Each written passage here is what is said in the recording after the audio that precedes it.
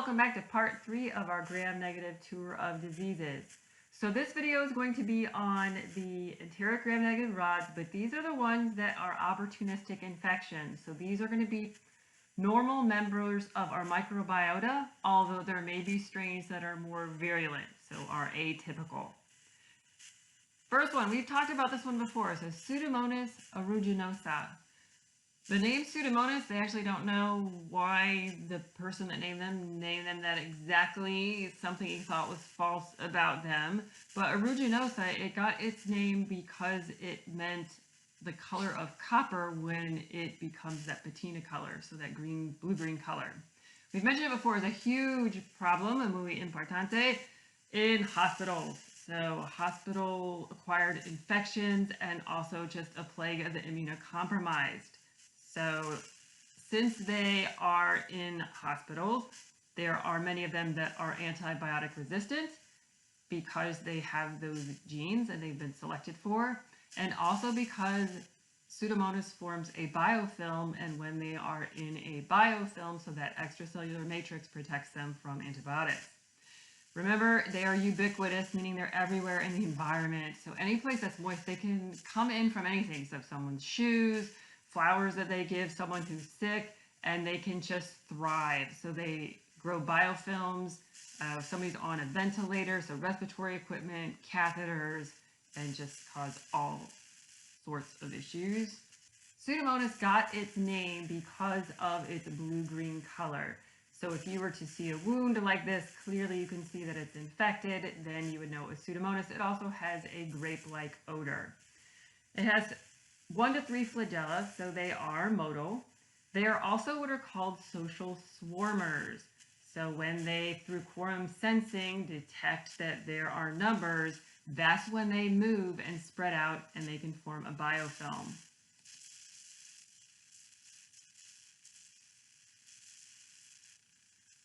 This is time-lapse on a Petri plate. But imagine that in respiratory equipment or on a catheter. So things that they cause, so pneumonia, particularly because they can form biofilms inside the bronchioles in cystic fibrosis patients, or when a patient is on a ventilator, they can get in and form biofilms in the lungs and cause pneumonia. They are one of the big 3. We'll talk about them in a minute. They can cause wound infections. They are often stuck to catheters, so that is why in hospitals they're really trying to not keep catheters in for very long. Probably the one thing that they can do in a healthy person is cause swimmer's ear, so otitis externa, that is when there's tiny little micro tears in the tympanic membrane, so in the eardrum, and they get in there and colonize that, and it's very painful. They can spread in the body and cause endocarditis, so that's that inner lining of the heart and heart valve. Typically, you'll see this in your IV drug users. So what does it have as far as its bag of tools for virulence? They have pili for attachment. They have a capsule, so that's anti-phagocytic. And then that biofilm formation, once again, they're social. So through that quorum sensing, it makes them very resistant to antibiotics. And since they are often hospital environments, they have been selected for antibiotic resistance. And then some of them do make cytotoxins that can inhibit protein synthesis and cause cell death. They can also disrupt the host cell membranes. So they have some tools as far as toxicity, but for the most part, you can't kill them, and they're everywhere. So you and I, in about a week or so, or whenever your next exam is, we are playing a big game of heads up. I am trying to get you to say the name of the disease I want you to say that's on your forehead. So wound infections, we've talked about 3 now that are the big leading causes of wound infection. So how do you keep them straight? Well, one, if I ask you what all these have in common and I ask you what they're causing, you would select wound infections, but let's talk about them. So the first one we learned about was Staphylococcus aureus, and that is the #1 gram-positive cocci in clusters that cause wound infections. So when you think of Staphylococcus, think of skin, common, resident, and follicle infections, and then there's always pus. Streptococcus pyogenes caused all the skin infections that Staphylococcus aureus did, but it had something that was special. It is hemolytic. It's group A strep that we're talking about, but they were also flesh-eating. So they were the #1 for necrotizing fasciitis. They can go a little deeper. And then we just add Pseudomonas aeruginosa. And so on your study guide, they're antibiotic resistant. I gave you a little pill bottle, and commonly associated with healthcare acquired infections. And a big thing, hey, they're green. That makes them special. And they form biofilms, which is why they are so difficult to kill. So kind of, yes, they all cause wound infections, but they each have something special that's about them. I put those things in the Quizlet, and that's kind of how you're going to study for this test and be successful. Gram positive, that's a gram negative. Let's see, I think I got everything on there, but that is for you if you want to read more about it. This next one, Klebsiella pneumoniae. So it is also a common resident of microbiota, so either in the gastrointestinal tract or at least in the throat. It is the #1 cause of healthcare-associated pneumonia. It is, once again, opportunistic. Usually what's going to happen is that you're going to see this in patients that have aspirated. So just coming up from the gastrointestinal tract, and then that fluid then enters the lung and colonizes. Some unique things about Klebsiella pneumoniae is that it has a thick capsule, just very mucousy. You can see it on an agar plate. You can always tell Klebsiella when it grows because it has these shiny mucoid-like colonies. Another thing that is a calling card of Klebsiella pneumoniae. Remember, pneumonia, you have fluid that builds up in the lungs, and normally sputum, it's going to be a wet cough, except in the atypical pneumonia from mycoplasma. But oh, look at this. No, it is not red currant jelly. Maybe you were thinking it looked like jelly, but yeah, that's what the sputum looks like, so necrotizing lung tissue.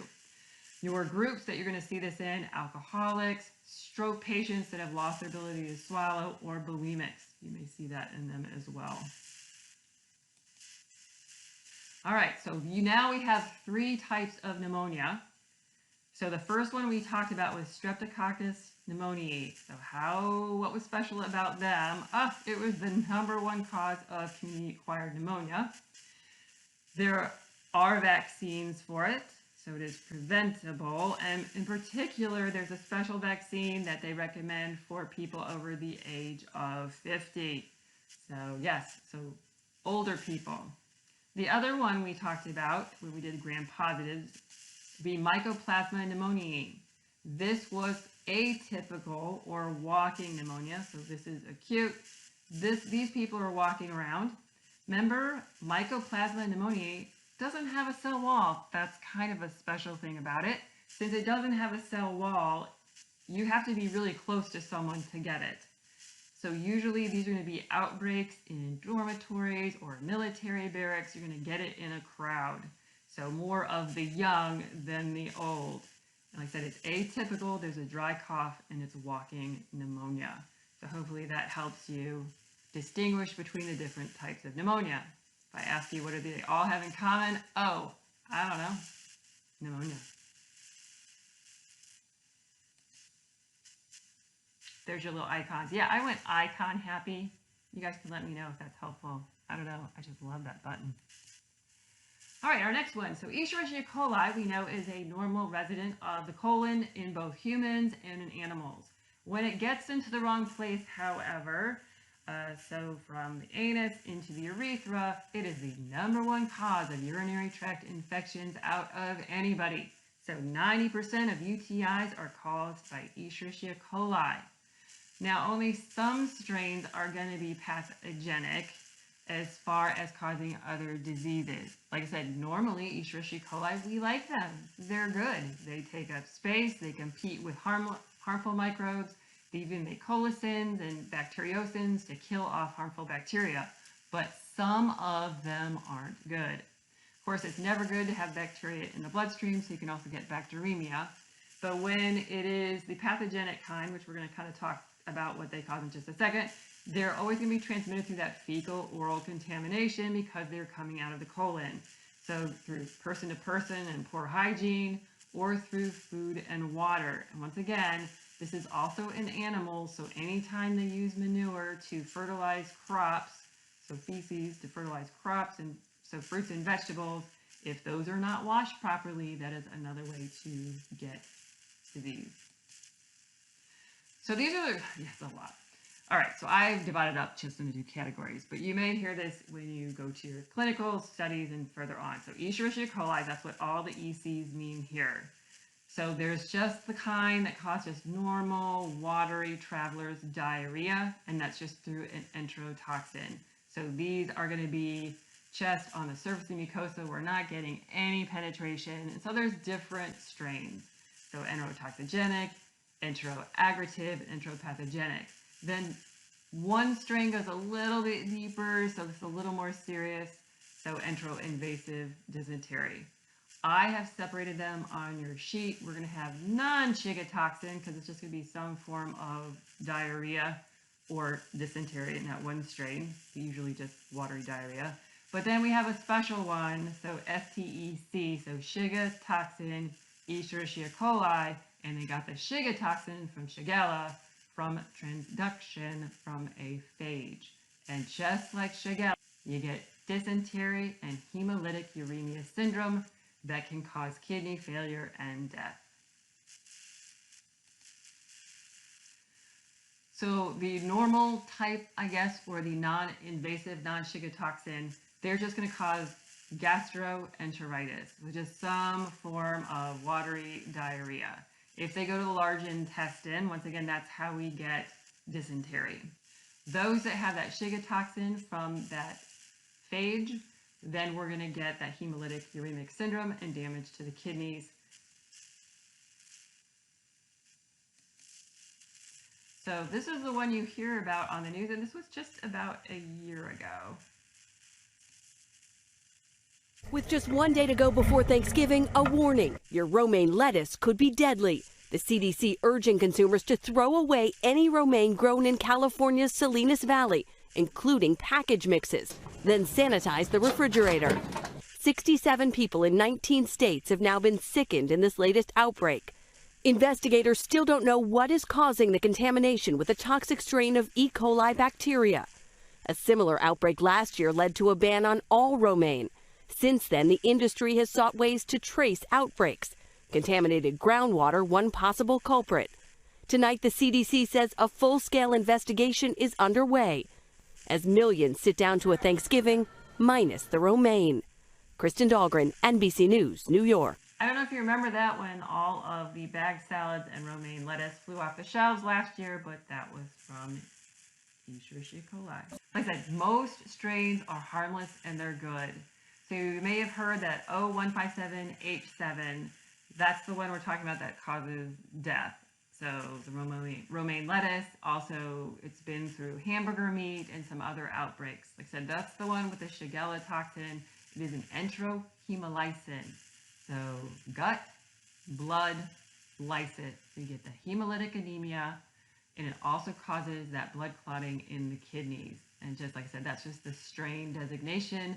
O157H7, Europe has different strain designations that do the same thing. But normally, E. coli is a nice, harmless resident. Last one on this video, Proteus mirabilis, and there's other Proteus species, there's Proteus houseri as well, but they are normal microbiota, and once again, this is when they get in the wrong place. So from the gastrointestinal tract into the urethra, so septic catheterization as opposed to aseptic catheterization. And they also have a swarming nature, which is where they got their name Proteus.